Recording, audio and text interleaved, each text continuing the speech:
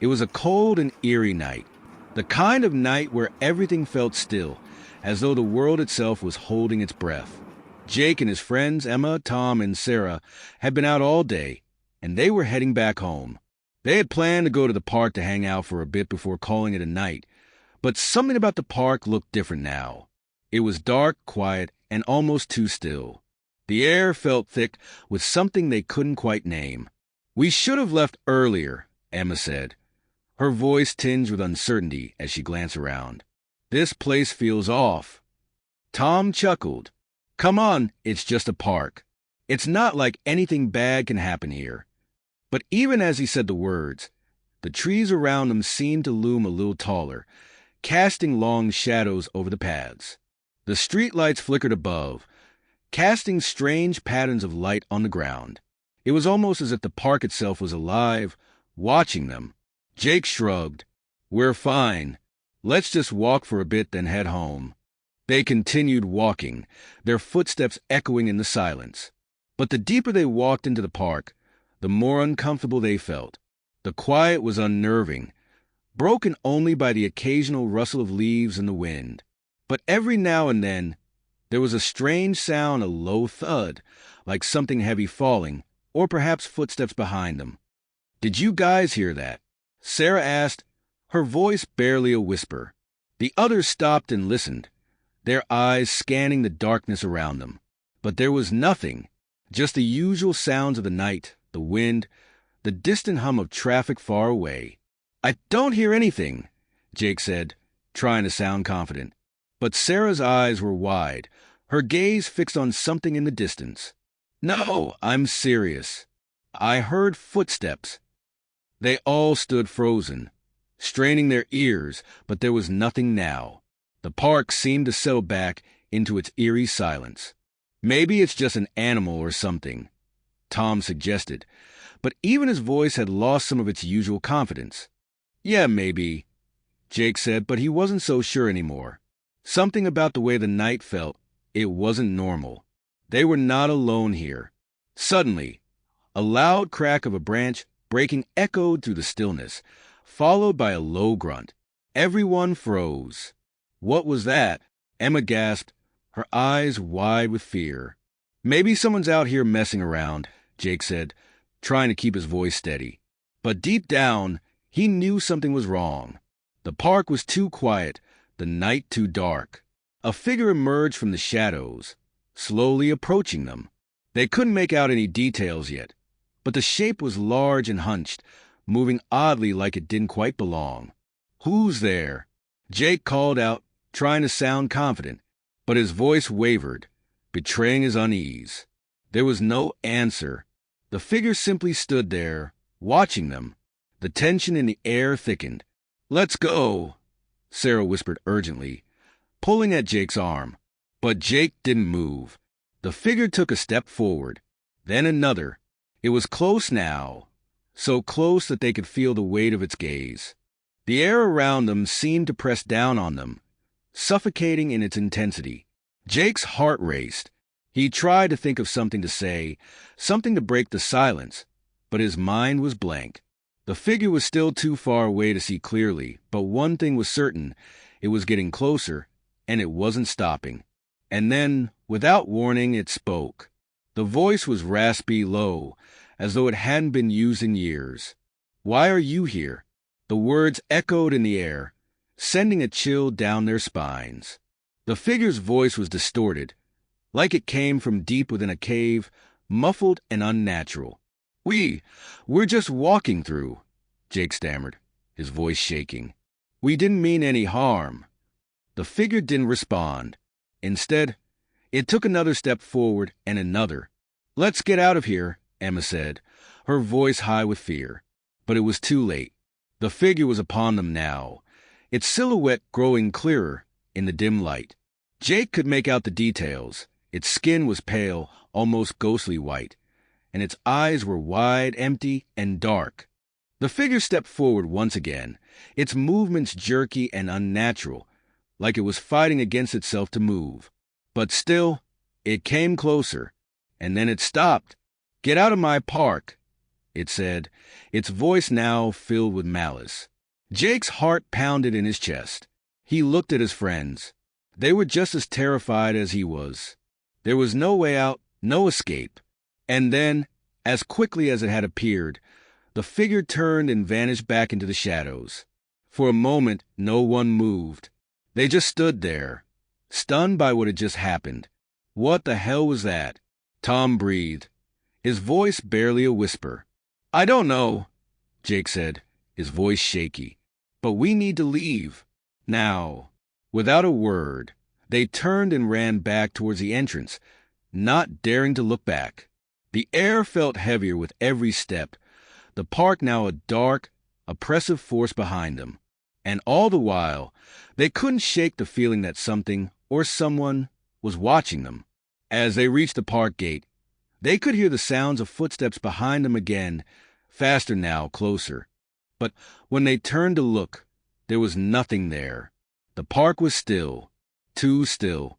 The four friends couldn't shake the feeling that something was following them.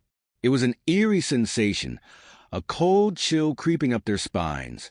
But when they looked back, there was nothing, only the empty stretch of the dark road behind them. I don't think we should come back here, Sarah said, her voice trembling. This place is cursed or something. Jake glanced around nervously. He didn't want to admit it, but she was right. The way the figure had appeared out of nowhere, the strange, unsettling feeling that clung to the park like a thick fog, it didn't sit right with him. We'll be fine, he said, trying to reassure them. We're out of there now. It's over. But even as he spoke, he felt the weight of the park's darkness behind them, as if something had been awakened by their presence. They walked quickly, the sound of their footsteps quickening as they neared the corner of the street. But as they turned, they felt it, a sudden shift in the air, like a cold breath on the back of their necks. The hairs on their arms stood on end. And then, from the corner of his eye, Jake saw it again, a figure. But this time, it was standing farther down the street, watching them from the shadows. It wasn't the same figure as before, but it felt just as wrong, just as unsettling. He turned his head quickly, but when he looked again, it was gone, vanished into the night. Did you see that? Jake asked, his voice tight with fear.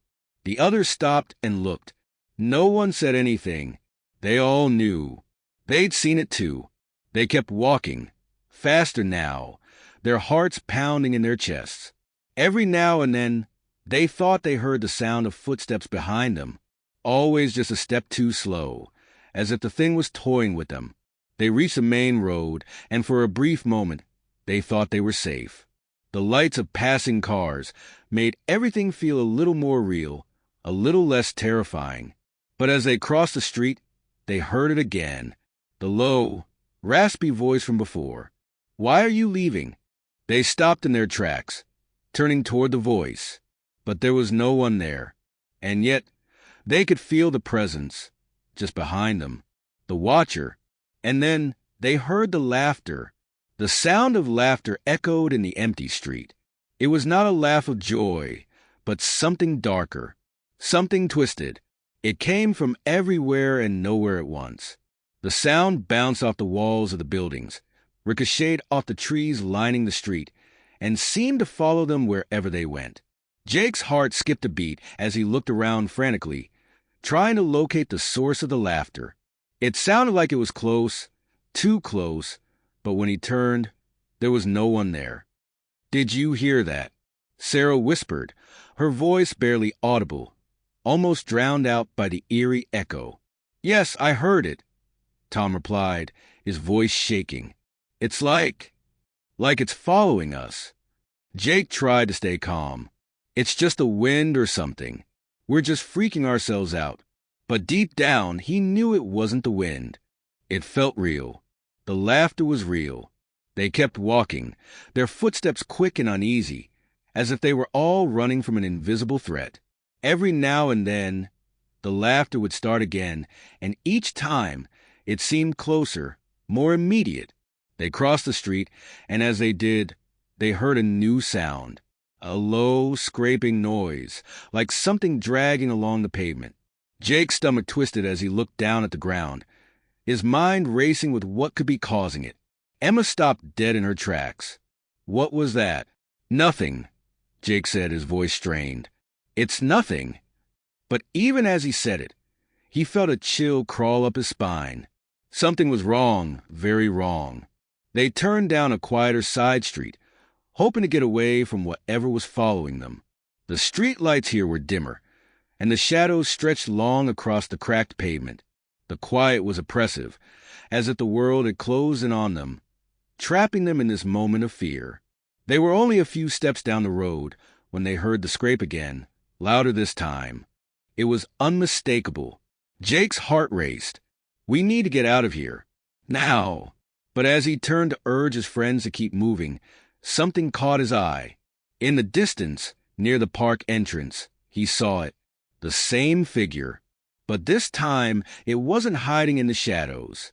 It was standing in the middle of the road, just watching them, unmoving. Jake froze. His legs felt like they were made of lead, too heavy to move. He couldn't tear his eyes away from the figure. Is that the same thing? Emma whispered. I think it is, Jake said, his voice barely above a breath. They all stood there, paralyzed with fear, as the figure remained still, watching them from a distance. But then, without warning, it took a slow step forward. Then another, and another. Each step was deliberate, slow, but the figure was coming closer. Run, Tom shouted, his voice breaking the silence. The four of them turned and sprinted down the road, their breath coming in ragged gasps. They didn't look back. They didn't need to. They could feel the presence of the figure behind them, creeping closer, like something out of their worst nightmares. The street seemed to stretch on forever, the familiar lights and buildings blurring past them. The laughter was there again, distant at first, but getting louder, echoing in their ears like a twisted symphony. We're almost there, Sarah said, but even she didn't sound convinced. And then, the scraping sound started up again, closer this time, so close that Jake could feel it vibrating in his chest. It was like something was dragging across the ground, following them relentlessly. They reached the corner of the street where it turned into a larger road, and for a brief moment, they thought they were safe. But as they rounded the corner, they were met with the sight of the figure, standing there, waiting for them. It was too fast. Why are you running? The figure asked in that same raspy voice. It sounded amused, like it was toying with them, enjoying their fear. Jake's heart pounded in his ears. What do you want from us? He yelled, his voice breaking. The figure didn't respond. It only moved closer, its feet scraping the pavement with every step. Jake looked around desperately. He could see the headlights of a car down the road, but they seemed so far away. Too far. And then, suddenly, the figure stopped. It was right in front of them now, close enough that Jake could see its face, pale, twisted, with eyes that looked hollow, like two black pits staring into his soul. Why are you still here? The figure whispered, its voice barely audible. Jake felt a cold shiver run down his spine. He opened his mouth to speak, but no words came out. All he could do was stare at it. But then, something strange happened. The figure took a step back. Then another. It seemed to be retreating. Jake blinked, confused. What was happening? The figure turned, its movement unnaturally jerky, and started walking away. Without a word, Jake and his friends watched it go, unsure of what had just happened. For a long moment, there was nothing. No footsteps, no laughter, no scraping sounds. But Jake knew it wasn't over. Something was still out there, watching them. They had survived tonight, but at what cost? The next morning, the sun rose over the city, casting a warm, golden light on the streets. It felt like a world away from the terrifying events of the night before. Jake and his friends had barely slept, each of them haunted by the image of the figure, the strange laughter, and the feeling that something was still lurking in the shadows. Do you think it was real? Sarah asked, breaking the silence as they sat together in Jake's living room. Or was it all just some nightmare? Jake shook his head. It felt real. Too real. I keep hearing that voice in my head, Emma murmured. Why are you running? It's like it's stuck there. Tom, who had been unusually quiet all morning, finally spoke up. I don't think we can ignore this. I think we need to go back. The words hit Jake like a ton of bricks. What? Are you crazy? We need to understand what happened, Tom insisted. We can't just pretend like everything's fine. Jake felt a surge of panic in his chest. The thought of going back to the park, facing whatever was out there again, terrified him. But at the same time, he couldn't shake the feeling that they were being drawn back, that the answers were waiting for them. It wasn't over. Not by a long shot.